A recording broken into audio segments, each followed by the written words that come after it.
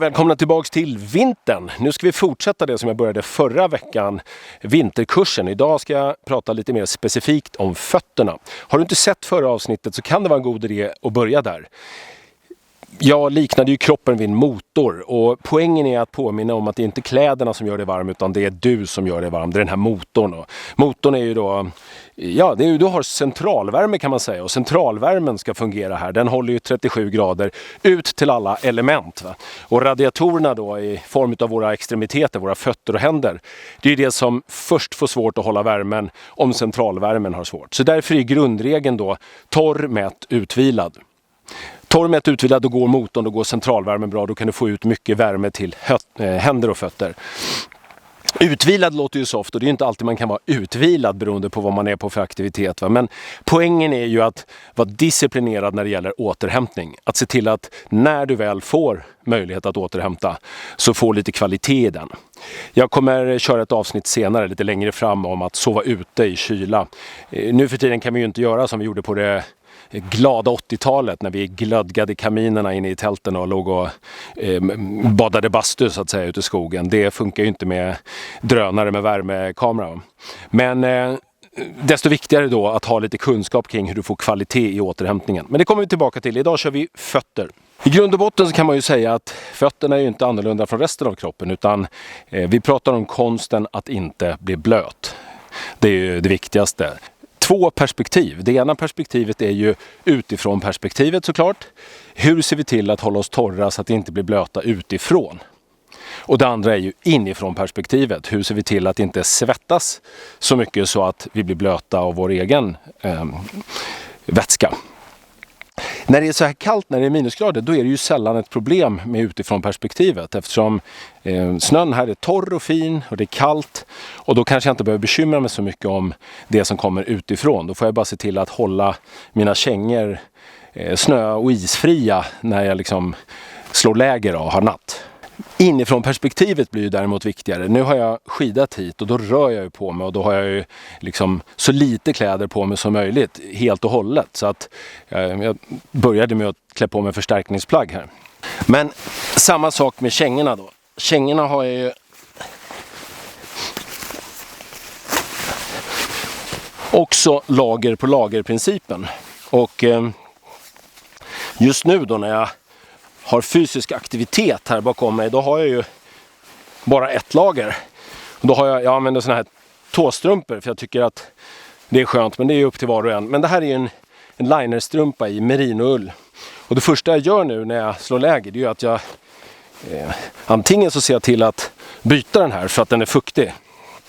Och det vill jag ju inte då ska bli ett problem här framöver. Så att då tar jag av med den här strumpan och så ser jag till att stoppa in den någonstans så att jag har den förslagsvis någonstans vid midjan eller någonting.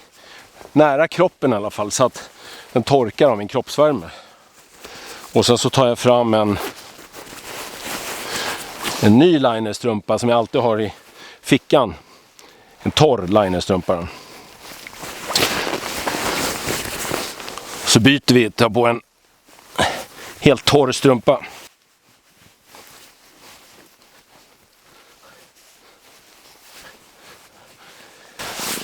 Nu när jag ska sitta still här ett tag så vill jag ju ha förstärkningsplagg även här. Så då vill jag ju ta på ett andra lager. Och då drar jag på en rejäl raggsocka. Båda de här strumporna är ju i merinoull. Och det beror ju på att merinoull är det absoluta favoritplagget. När vi ska hålla oss inte bara varma. Merinoull, alltså ull är ju ett naturmaterial som binder luft väldigt bra. Men framförallt så är ju merinoull helt fantastiskt om man ser till att det kan hålla värmen trots att det är blött. Så merinoullen klarar av att hålla värmen även om den har upp till 30% av sin egen vikt i vatten.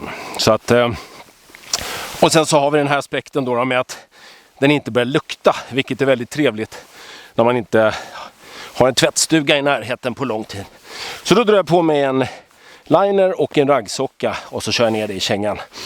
Och då kan jag ju liksom se att nu har jag 2 lager där. Och sen i de här kängorna, det här är ett par hjörnkängor.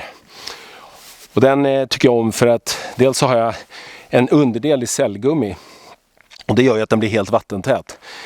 Men sen är överdelen i läder, vilket gör att hela överdelen kan andas då. Men framförallt så har jag en sån här ullinnersko. Och det betyder ju då att om jag svettas så mycket så att jag får den här blöt, då kan jag faktiskt torka den, och jag kan dessutom ha med mig nya i reserv då. Så kan jag bara switcha, och så kan jag se till att torka den här över natten i min sovsäck eller nära kroppen, och så kan jag trycka i en helt ny och torr. Och då har jag ju en känga här som bara är ett skal. Den är precis som mina övriga skalplagg. Så här är skalplagget, och här är mitt förstärkningslager kan vi säga. Och sen så kan jag då reglera hur många lager jag kan ha. Vill jag så kan jag trycka på ett lager till här. Då kan jag ha 3 lager i den här, så kommer jag klara mig väldigt bra. Och när vi pratar om så många lager, då förstår du att då kommer vi till nästa punkt. Och nästa punkt som är viktig att tänka på när du provar ut ett par vinterkängor, oavsett vad du gillar för modell på dem, så måste de vara stora nog. Och det är ju en avgörande skillnad. Om du tittar på den här kängan, så har jag en hög tåbox här och en bred tåbox. Vi kan jämföra dem med sommarkängan ifrån Jörn. Precis samma känga, fast inte vintermodellen. Så ser du att den är ju till och med synligt mindre. Va? Så båda de här kängorna är mina, men vinterkängan har betydligt mer utrymme. Så du måste ju se till att när du väljer ut en vinterkänga, att du har gott om plats. Och du ska ju prova ut dem gärna med... Ta med sockor i butiken och se till att prova med åtminstone 2 lager i kängan. Och det ska ju då inte sitta dikt. Poängen med utrymmet här återigen är ju att vi ska binda luft. Det är ju luftlagret som håller dig varm. Ett annat sånt här trick som man kan använda om man vill se till att hålla sig torr. Det kan ju vara så att du är ute i naturen väldigt länge och inte kommer ha tillgång till någon värmekälla, någon kamin, någon öppen eld eller något sånt där du kan torka dina saker bra. Och då kan du ju se till att verkligen då fokusera på att kängan inte ska bli blöt inifrån, genom att dra på en sån här fuktbarriär mellan din linerstrumpa. Och då tar jag en vanlig soppåse och så sätter jag på min förstärkningsstrumpa utanpå soppåsen.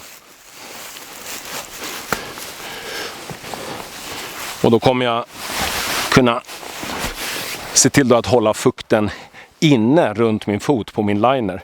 Och sen när jag kommer fram och slår läger för natten, så kan jag ta mig det här, och så kan jag så att säga bara då har jag en torr förstärkningsstrumpa, och så kan jag slänga den här och torka min linerstrumpa.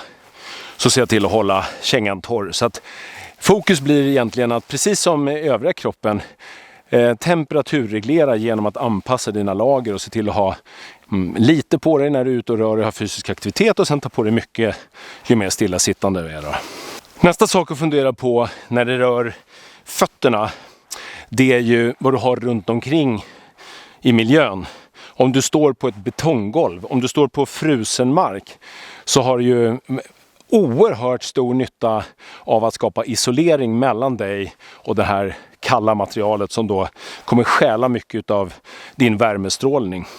Så att hugga ner granris, ställa sig på det, eller att ha ett liggunderlag kanske. Om du står post en hel natt så kommer det göra stor skillnad om du står på ett liggunderlag eller om du står på marken. Du kan även, om det är som så att du ofta står stilla, så kan du skaffa fotpåsar av olika slag. Det finns alla möjliga märken. De här har jag köpt på XXL för ett par 100-lappar. Och då kan du stoppa ner skära till ett liggunderlag och stoppa ner den här. Och sen så kan du kan till och med dra i granris eller hö eller någonting, så att du får ett luftlager. Det kommer göra en jättestor skillnad om du bildar ett luftlager och ett isolerande lager för fötterna. Om du nu ska stå post hela natten och det är minus 20, så kommer en sån här lösning att göra jättestor skillnad efter många timmar. Det var det om fötter. Se till igen då att ha fokus på att hålla det torr. Då blir det mycket lättare att hålla högt stridsvärde under lång tid ute i kyla. Nästa vecka kör vi händer. Hoppas vi ses då.